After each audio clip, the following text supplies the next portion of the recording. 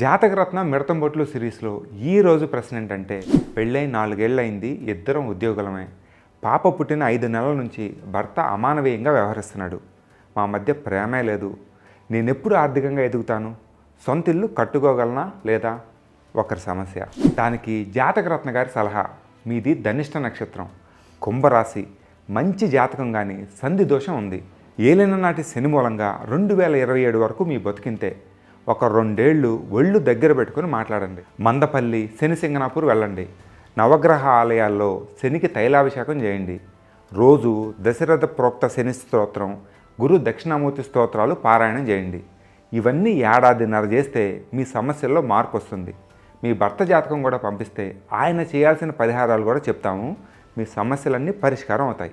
ఇప్పుడు మిడతం బొట్లు ఏమంటున్నాడో చూద్దాం. ముందుగా తల్లి అవగానే బిడ్డని కాపాడుకోవాల్సిన అతి ముఖ్యమైన సమయంలో మీకు వచ్చిన ఇబ్బందులు మమ్మల్ని బాధకి గురి చేశాయి.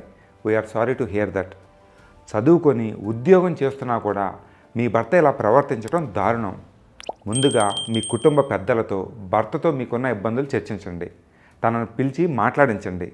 అవసరమైతే ఫ్యామిలీ కౌన్సిలర్ దగ్గరికి ఇద్దరు వెళ్ళండి. మీకు చెప్పలేని ఇబ్బందులు తనకి ఏమన్నా ఉన్నా బయటకు వస్తాయి. వీలైనంత వరకు భర్తలో మార్పు తెప్పించి కలిసిపోవడానికి ప్రయత్నించండి. ఇంకా పరిస్థితులు మారకపోతే, మీతో అమానవీయంగా ప్రవర్తిస్తూ ఉంటే చట్టపరమైన చర్యలు తీసుకోవడానికి కూడా వెనకాడొద్దు. మీకు ఉద్యోగం ఉంది కాబట్టి కాస్త ఆర్థిక భరోసా ఉండే ఉంటుంది.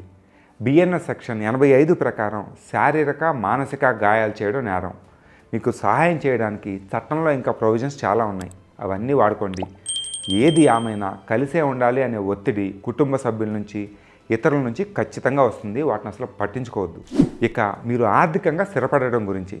మీకు ఇప్పుడే ఉద్యోగం ఉంది కాబట్టి ఖాళీ సమయంలో మీ స్కిల్స్ పెంచుకునే ప్రయత్నం చేయండి. మంచి కంపెనీల్లో ఇంటర్వ్యూలు అటెండ్ అవ్వటం, మీ సేవింగ్స్ని పెంచుకోవటం, ఆర్థిక ప్రణాళికను రూపొందించడం మీద దృష్టి పెట్టండి. ముందుగా వైవాహిక సమస్యల మీద దృష్టి పెట్టడం మంచిది అన్నది మా అభిప్రాయం. ఎందుకంటే ఒక్కరే ఎక్కువ ఒత్తిడులు తట్టుకోవడం చాలా కష్టం. ఒకదాని తర్వాత ఒకటి మనం సాల్వ్ చేసుకుంటూ ముందుకెళ్ళాలి. అలానే మీ పాపతో నాణ్యమైన సమయం కేటాయించడం కూడా మర్చిపోవద్దు. అది చాలా చాలా ముఖ్యం. తొందరలోనే మీ సమస్యలు తీరాలని కోరుకుంటున్నాం.